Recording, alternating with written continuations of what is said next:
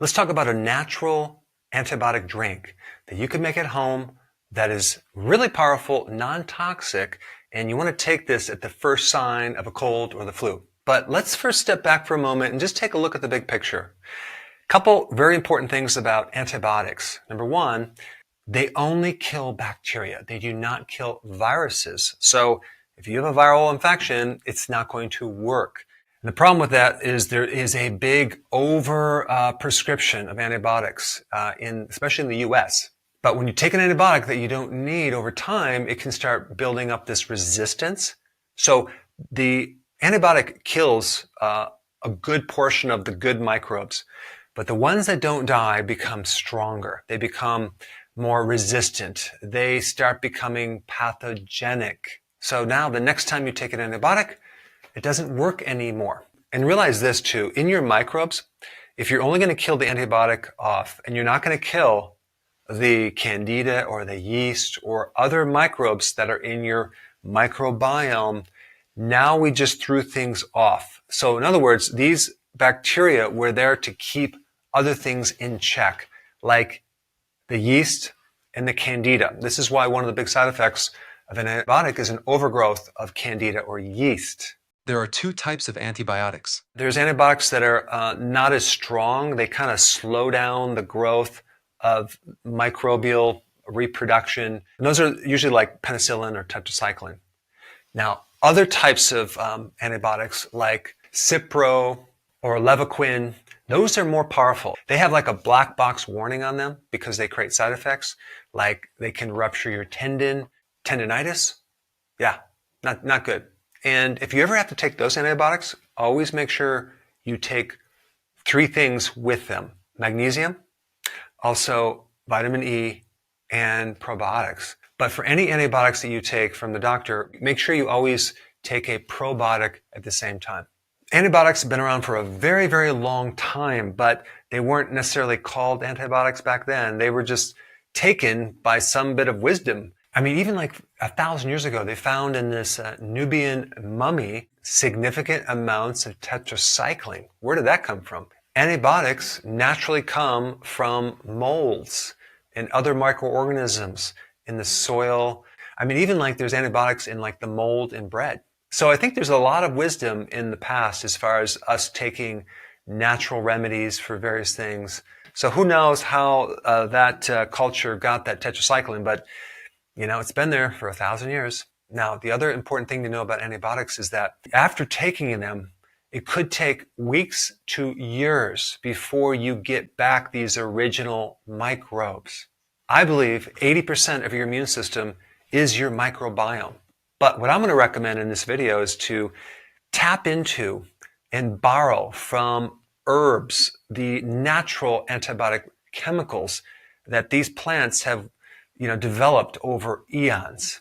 You can actually use them like anti-inflammatory effects, antimicrobial effects, anti-diabetic effects, anti-cancer effects. I mean, even like garlic, for example, has like 33 different sulfur antibiotic chemicals. Now, if you compare that to like penicillin, which only has 1, you can see very quickly that your microbiome, it's going to be easy for them to wipe out that one antibiotic. It's going to be more difficult to wipe out the complex group of antibiotics in garlic. In fact, it's not going to happen. Right now, they're actually testing and researching using some of these natural antibiotics that don't create this resistance to microbes on bacteria that have resistance to, antibiotics. So we're borrowing these complex chemicals that have virtually no side effects, and we're going to use them to our advantage. 2 quick points before I dive into the actual recipe.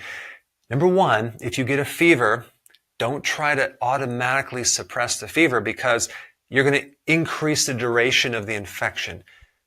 A better solution would be to dress up really warm, bundle up, and have all these blankets on you when you're in bed after maybe you took a hot shower, and just start sweating to actually increase the temperature to cook off these microbes, both bacteria and viruses. The second thing is stress. Okay, stress, cortisol, paralyzes the immune system. Your white blood cells go down. They become suppressed. So I've noticed this in practice with virtually almost 100% of the people coming in that had an infection.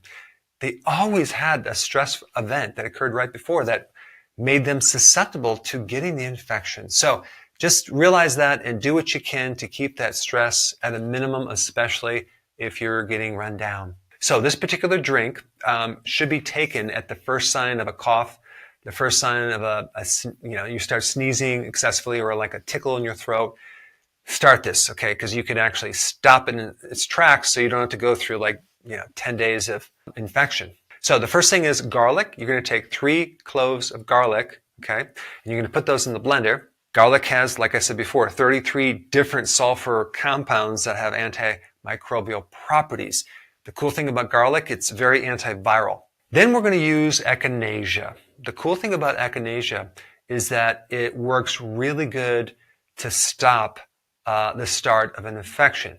And it's really good for strep and staph and sore throat stuff and other pathogens as well. And you want to consume a good amount of it. So I'm going to recommend in this 1 16-ounce drink using 90 drops, okay?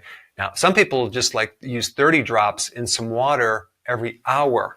90 is not excessive. So we're going to take these 90 drops, put it into the blender. And the cool thing about echinacea, it'll kind of numb your throat if you have a sore throat. The next thing is you're going to throw a whole organic lemon in it, okay? Don't just use the juice. Don't use lemon juice. Use the whole lemon. What's in a lemon? Vitamin C. There's some other things in the lemon too. The lemon peel. You have all these essential oils that have antimicrobial properties.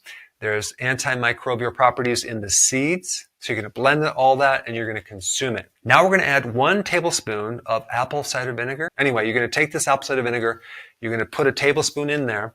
And the apple cider vinegar is going to act as an acid to stimulate something called the phagocytosis, which is the immune system's cleaning action of certain cells. It's going to stimulate those, get those guys in action, and start cleaning mucus and other things involved, like especially pathogens. Then we're going to add 1 tablespoon of raw honey, okay? You can also use Manuka honey. So with the raw honey, you're going to have all these enzymes. You're going to have these plant-based chemicals from a wide range of flowers. I mean, if you think about it, raw honey was the first antibiotic. It has antibiotic properties unless you heat it and pasteurize it. There's some really interesting things in raw honey. You have hydrogen peroxide, which can act as an antiseptic. And the pH of it is slightly lower, so it's kind of acidic. Then you're going to add 16 ounces of water. Okay, you're going to blend it up for about 45 seconds. And you're going to drink 1/3 of that, okay? And then put the rest in the refrigerator and then wait for several hours and then do the next dosage, right? Because you're going to take 1/3 3 times in one day. And then after the second dosage, you'll take the last a little bit later in the evening. Now, what you should notice is a diminishing of the symptoms. You should feel better. You should sleep better. You may want to do this a second day or a third day. And if you're in the middle of an infection, I would recommend to do this throughout the entire infection because it'll actually speed up the process of you recovering. Do not forget to take vitamin D3. Of kind of a quick boost to your immune system because vitamin D3 is awesome for the immune system. Every part of your immune system needs vitamin D3. I would also add some zinc in there to get your system all geared up to fight off this thing a little bit better. And so just give yourself time to allow yourself to go through this cycle. And if you do these things, it'll be faster than if you didn't. Now, if you haven't seen my other really popular video on the antibiotic drink, I put that up right here. Check it out.